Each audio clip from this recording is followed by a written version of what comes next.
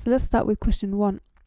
So we're going to find the amplitude of this oscillation, and remember that the amplitude is the maximum displacement away from the fixed point. So in this case, the furthest we get from 0 is 1.5.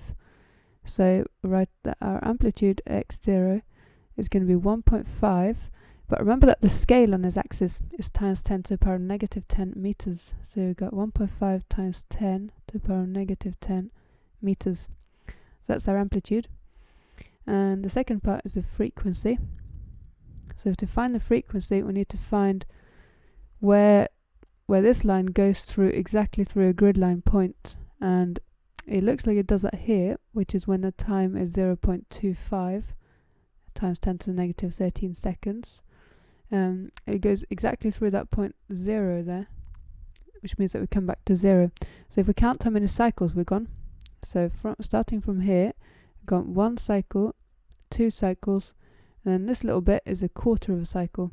So altogether we've gone 2.25 cycles, and it took 0.25 times 10 to the negative 13 seconds. So if we do this division, we can either do it on a calculator, or we can just realize that dividing by 0.25 is the same as multiplying by 4. So 2.25 times 4 is 9. So we've got 9, and then 1 over 10 to the negative 3, so negative 13 seconds is 10 to the positive 13 seconds. So cycles per second is the same as hertz. So this is our frequency in hertz. And the final part, part 3, the angular frequency. The angular frequency is given by omega equals 2 pi times the frequency.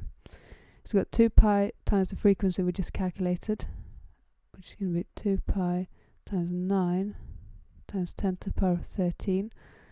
And we can bring out the calculator. So let's plug this in. So we've got 2 pi times 9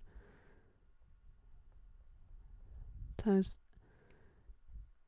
10 to the power of 13, and we press enter. We get 5.65 times 10 to the power of 14. So I'm going to write this down here. So 5.65 times 10 to the power of 14 radians per second. So that's this question done.